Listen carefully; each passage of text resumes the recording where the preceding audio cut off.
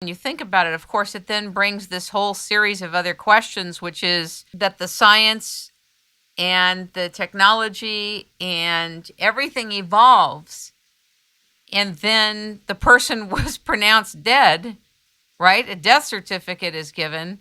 Yeah. But let's say 30 years from now are revived, but the system may or may not recognize them as revived. There will need to be some legal work provision for now, Right. and in the next 10 years, Right. for that person's status coming into the world again.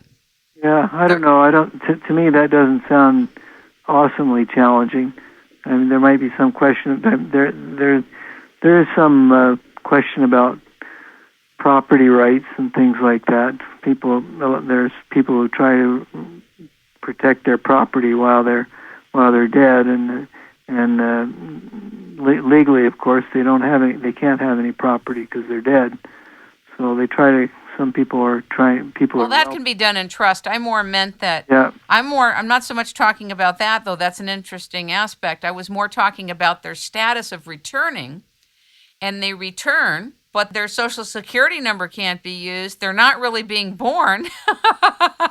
They're in this new status. Yeah, well, they're going to have to be a language for that status, right? It doesn't seem that different from being born to me. I know what you're saying, but I mean, to the rest of the world, they are what we call returning. Yeah, well, the great return. I think that's pretty low on the list of worries. More people more often worry about how they will adjust to society, coming back to a world that seems very alien. And that's actually a reason, though, I hear often that for people not being interested. So if myself, I've made a lot of big moves to different areas, made big moves where I didn't know people and had to meet new people and things like that. And it's just a matter of many people today can come here from third world countries and learn to adapt and enjoy it and not be too stressed out. Enjoy all the technology, enjoy all the conveniences that they never had before. And I think it will be similar in the future. People who get involved in cryonics get to know a lot of other people involved in cryonics, and so I'm not worried that if I came back I wouldn't know anyone. Well, that's you. Yeah, but I mean, people can bring their families. Try to persuade their families to sign up and their friends. So they won't be alone if that's a concern to them, or they want special people to be with them when they come back. As I say, the founder of this organization, Robert Ettinger, has 2 wives and his mother preserved. So he's hoping to see them again. Now he's in his 90s, isn't he? 91 years old. Yeah. 91. He would be great to talk to. The Institute has been around how long? It was formed in 1976. Robert Ettinger was one of the founders. He's also pretty well the founder of the whole cryonics movement, with his 1964 book, The Prospect of Immortality. Wow. How big do you think the movement is now? Well, it's fairly easy to estimate the number of people who have made arrangements. It's about 1,300 people who have made arrangements to be cryopreserved. There's a lot of people who have it in their mind to do it. The number of people who are actually stored, being preserved, is still under 200. It's as far as there are many people who are sympathetic to the idea more than the ones that are signed up. So it depends on how you define the movement and how.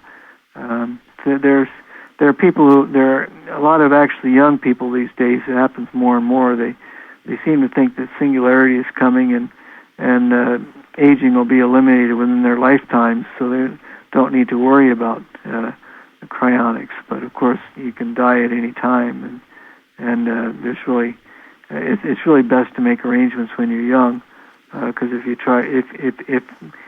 the elimination of aging and rejuvenation, all that doesn't happen, within 50 years, they might find themselves unable to buy life insurance at an affordable price, and it may be more difficult for them to make arrangements. Are there scientists and doctors who are at work on trying to advance the technology and the science for cryonics so that it gets better? Yeah, there's two directions that comes from. One direction is the reanimation part, the nanotechnology part, which I think is, from my own point of view, it's premature to be working on that. I think it's a bit of a pipe dream to be trying to develop that science at this stage of technology. In the future, it'll be a lot different. I think the emphasis at the moment should be on preserving structure as best as possible, and I think that's where the best science is being done to improve the cryoprotectants, make them less toxic, make them better able to preserve, and what my own organization is, the research we're investing in at the moment is research aimed at improving the ability to perfuse people, get cryoprotectants in them after they've suffered a certain amount of damage, ischemic damage we call it, the damage, problems with getting our antifreeze solutions to go through the blood vessels. There are ways to do that, ways to improve our ability to perfuse, and so all this is related to preserving structure as best as possible for future technology. That's where I think the emphasis should be, and that's the kind of research that we're doing, and it's the kind of research I support. Are you getting help though with it? Getting help? Yeah, in other words, are you getting help and funding to try to come up with these protectants? Well, as far as improving the protectants, there are other organizations that are working on that. Cryobiologists are doing that kind of work. They're it isn't just cryonics people who are interested in these kinds of problems. There's other tissues, stem cells and embryos and so forth, and that cryobiologists are working to improve the preservation of. And so there's a lot of people working on this science that aren't interested in cryonics, but the science they do can benefit us. What they learn will benefit us. The part about improving the ability to perfuse ischemically damaged patients is something that other scientists are not particularly interested in, and that's something that we have to finance ourselves. But I'm pretty pleased with that work. As I say, the stem cells. There's a great deal of interest in cryopreserving stem cells. So that's attracted a lot of cryobiologists to improve cryoprotectants. And this is worldwide, isn't it? There's cryonics in Europe, Belgium, Australia, Russia, Netherlands, UK. As far as organizations doing storage, though, it's only in the United States and Russia. The CryoRust, they've got 11 people in Russia. And apart from that, almost all the other 200 are in the United States. We have members in various areas, many members in Europe and Australia and so forth. There's really nothing thus far. We have some members in Japan, but there's no. We haven't had any. We've had Oriental. Some of our patients are of Oriental heritage, but we've never actually preserved someone from Asia. Interesting.